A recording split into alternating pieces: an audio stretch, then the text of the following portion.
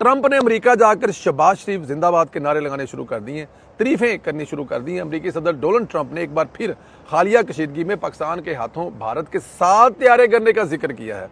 अमेरिकी सदर ने ओवल ऑफिस में मीडिया से गुफ्तगू करता हुआ कि अब तक 8 जंगें रुकवा चुका हूँ। भारत और पाकिस्तान में जोहरी जंग के बहुत करीब थे।